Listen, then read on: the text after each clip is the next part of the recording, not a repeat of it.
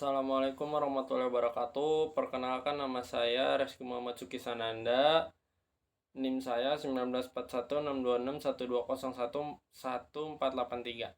Saya di sini akan menjelaskan tentang laporan kerja praktek tentang kepuasan pelanggan UMKM Alpukat dan Durian Serut. Untuk latar belakangnya, karena ini sesuai dengan bidang saya, yaitu sumber daya manusia, dan melihat potensi besar masyarakat dalam pembelian minum lezat dan bergizi ini, serta mengelola tata cara pendekatan dengan pelanggan, dan saya banyak belajar dari UMKM ini juga. Untuk tempatnya menurut saya sangat strategis, yang awal semula di dekat Perum dan sekarang pindah menjadi di dekat stasiun. Dan untuk potensi penjualannya semakin meningkat ya, terlebih lagi dekat area baru di stasiun, dan progresnya semakin meningkat tiap bulan karena minuman ini sangat hits dan juga banyak peminatnya.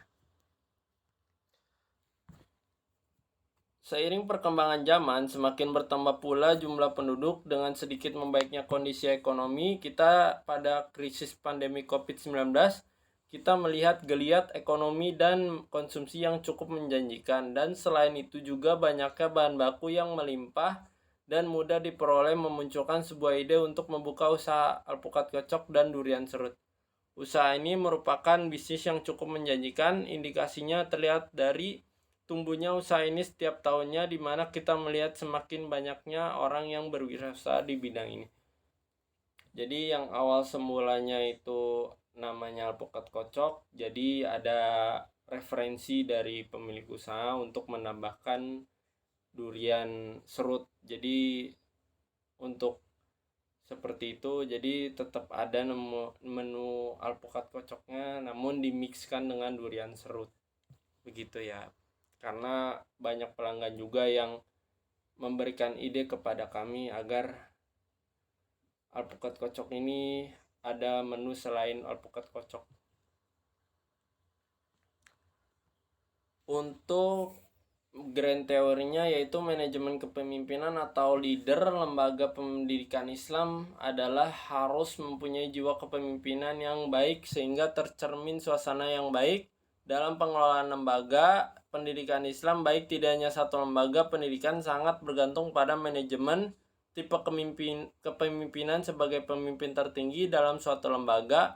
Manajemen kepemimpinan pada suatu lembaga harus mempunyai kualitas dan kompetensi yang baik.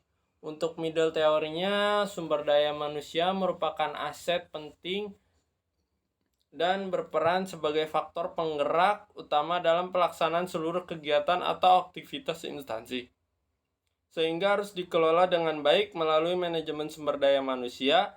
Menurut para ahli sumber daya manusia adalah sebagai berikut. Menurut Handoko, manajemen sumber daya manusia adalah penarikan, seleksi, pengembangan, pemeliharaan, dan penggunaan sumber daya manusia untuk mencapai baik tujuan-tujuan individu maupun organisasi. Menurut Hasibuan, manajemen sumber daya manusia adalah ilmu dan seni yang mengatur hubungan dan peranan tenaga kerja agar aktif dan efisien membantu terwujudnya tujuan perusahaan, karyawan, dan masyarakat. Untuk tujuan dan metode, tujuannya adalah menjalankan dan mengevaluasi strategi yang direncanakan oleh perusahaan atau organisasi, implementasi rencana dan kinerja karyawan dan dalam melaksanakan tugasnya.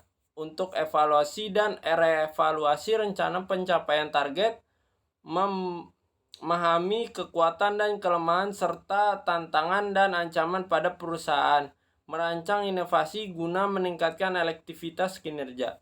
Untuk metodenya, di sini saya menggunakan metode analisis dan pendekatan dengan para konsumen ya.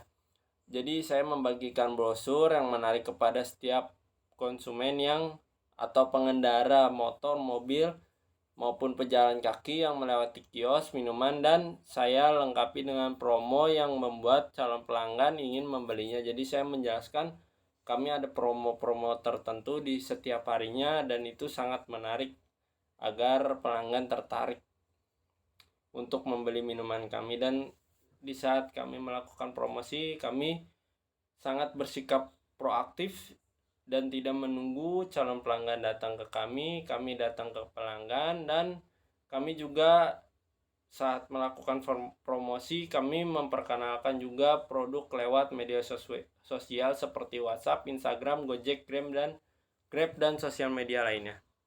Untuk pelaksanaan KP sendiri di tempat itu tugas saya yang saya lakukan saat kerja praktek hanya melayani customer, lalu menghitung hasil penjualan serta mengecek stok yang sudah habis.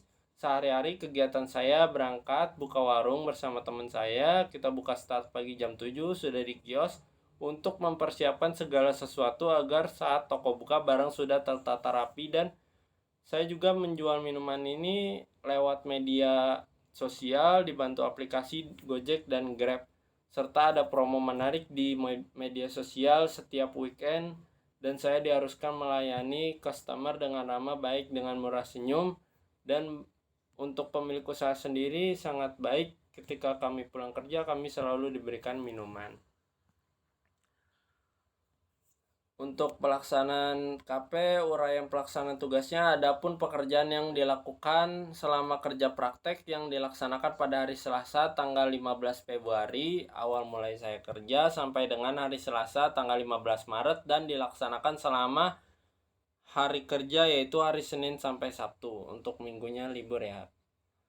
Untuk tugas utamanya, melakukan tugas dengan melakukan pembelajaran, membuat alpukat kocok dan es durian, membantu pemilik usaha dalam melayani pelayanan kepada konsumen, dan pengalaman, dan saya agar dijadikan pengalaman kepada mahasiswa mengenai usaha alpukat kocok dan es durian ini. Untuk tugas pendukungnya, saya membuat video atau foto untuk melakukan pemasaran produk, membantu pemilik usaha dalam melakukan pemasaran atau pengenalan kepada masyarakat lain mengenai usaha mikro tersebut, melakukan kegiatan menjurnal pendapatan setiap harinya, membantu pembelajaran mengenai pencatatan usaha setiap harinya, diajarkan mengenai usaha mikro masyarakat, membantu meningkatkan pengetahuan mengenai usaha yang dijalankan, mengadministrasikan kegiatan dengan lengkap, sebagai bentuk laporan mengenai kegiatan sehari-hari yang dilakukan saat melakukan kegiatan kerja praktek magang. Untuk permasalahan dan solusinya, permasalahannya kendalanya dalam melaksanakan praktek kerja magang di alpukat kocok dan es durian ini. Dalam pembuatan pemasaran konten, saya agak terkendala adanya aspek-aspek yang terlewatkan, seperti konten yang dibuat tidak efisien, tidak ada template, tidak ada schedule planner untuk penulisan caption dan headline. Untuk solusinya, solusi yang ditemukan adalah membuat semuanya tersusun, terorganisir dengan baik, dan menjadwalkan konten-konten apa saja yang dibuat setiap harinya. Untuk kesimpulannya, peserta magang dapat mengambil kesimpulan dari pengalaman yang sudah dijalani selama 1 bulan di usaha UMKM ini sebagai berikut. 1. Peran marketing dan komunikasi dalam sebuah instansi atau perusahaan sangatlah penting dan dibutuhkan karena dapat menjadi media untuk memperbanyak relasi dengan mitra kerja serta merespon kebutuhan yang diharapkan para konsumen. Saran dari saya, 1. Perusahaan harus memberikan kebijakan kerja yang sesuai dan lembur yang sesuai. 2. Perusahaan juga harus bisa menjaga konsistensi dan loyalitas terhadap karyawan maupun konsumen untuk mendapatkan simpati dan perhatian lebih dari konsumen dan juga karyawan. 3. Kredibilitas yang telah dibangun oleh UMKM ini harus tetap dijaga supaya mendapat kepercayaan terhadap konsumen, karena dapat menjadi sebuah brand awareness dari pihak alpukat kocok dan serut durian itu sendiri. Ya, untuk lampiran foto kegiatan sudah saya tertera, sudah saya pasang di situ, dan untuk video kegiatannya juga sudah ada. Ya, sekian penjelasan dari saya, kurang lebihnya mohon maaf jika ada salah-salah kata, mohon dibukakan pintu maaf yang sebesar-besarnya. Wassalamualaikum warahmatullahi wabarakatuh.